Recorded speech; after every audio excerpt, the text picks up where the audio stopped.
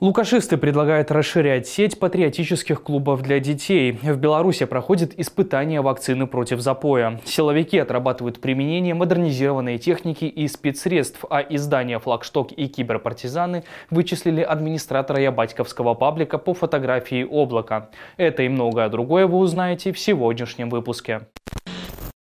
Добрый вечер всем, дорогие подписчики и зрители нашего канала. Сегодня, как и всегда, мы с вами поговорим о самом главном. Не забывайте про подписку, лайк и комментарий. Ну а мы начинаем. Ну а начнем мы, пожалуй, с новости о том, что в Беларуси увеличат налог для тех, кто зарабатывает больше $5000.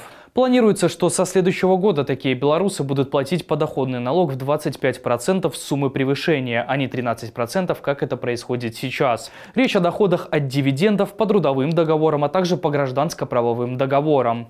Также увеличится ставка налога на прибыль до 25% для тех, кто зарабатывает свыше 25 миллионов рублей в год. Сейчас ставка налога на прибыль составляет 20%. Как стало известно, изменения затронут около 8-9 тысяч белорусов.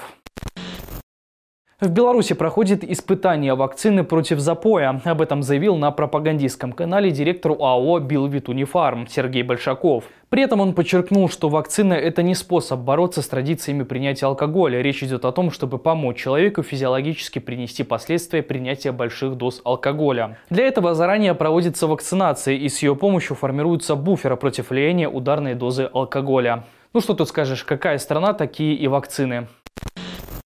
Белорусские силовики готовятся к выборам, отрабатывают применение модернизированной техники и спецсредств. В милиции считают, что в Беларуси сложная оперативная обстановка, в том числе с преломлением на предстоящую избирательную кампанию. Как итог, они решили заранее готовиться к вбросам и попыткам организации пикетов. Для этого каратели собрались в снегопад на учение, где подпаливают покрышки и ездят на водометах. Приведу цитату. «Столица в особом режиме готовится к охране общественного порядка при подготовке и проведении выборов, чтобы кампания прошла на высоком уровне», заявили в ГУВД. Издания «Флагшток» и «Киберпартизаны» вычислили администратора ябатьковского паблика по фотографии облака. Внимание на себя обратил пользователь под ником Сергей Байков, который часто выкладывал сообщения в одной из ябатьковских групп в социальной сети ВКонтакте. Естественно, у себя он почти не выкладывал личных фотографий, но за одну все же удалось зацепиться. Снимок был опубликован еще в 2015 году, и, проведя анализ, удалось выяснить, что сделали его из окна гомельской квартиры по адресу улица Мележа, дом 12. Впоследствии из слитой государственной базы стало известно, что там прописан Евгений Бажок, 1981 года рождения, который сотрудничал с КГБ и в свое время работал смотрящим в Белгуте. Мониторинг группы «Гомель против» показал, что Бажок непосредственно публиковал посты в одной из групп от имени аккаунта Сергей Байков.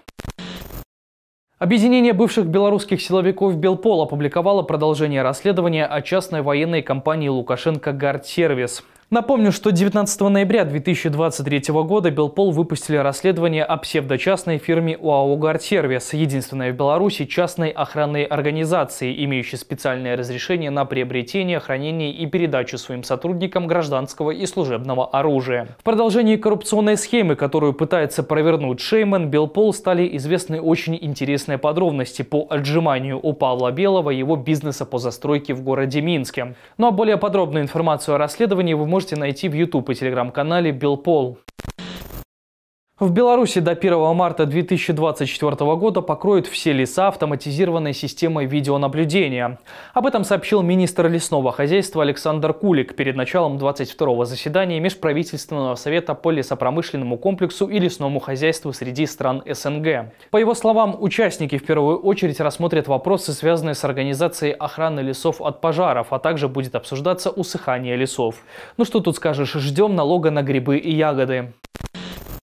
Ну и напоследок, лукашисты предлагают расширять сеть патриотических клубов для детей. На пропагандистском шоу обсуждали, как научить детей любить родину. Приведу цитату. Практически в каждой профессии можно организовать патриотические клубы, исходя из интересов ребенка, например, медицинско-патриотический клуб или же педагогический патриотический клуб, предложила одна из пропагандисток. В случае чего родину защищать одинаково смогут и повар, и педагог, и врач. То есть роль в сохранении мира на Земле у них есть. То есть в теории можно предположить, что практически в каждой профессии по сути, можно организовать аналогичное движение, исходя из интересов ребенка. А вот главный идеолог Минобороны Косинский в свою очередь согласился с этим и сказал, что такая форма профессионального патриотического воспитания уже существует. Но я напомню, что патриотическое воспитание – это когда детей одевают в военную форму, учат выполнению приказов, обращению с оружием, военному распорядку дня, а также интенсивно идеологически обрабатывают. А что думаете вы по этому поводу, обязательно пишите в комментариях.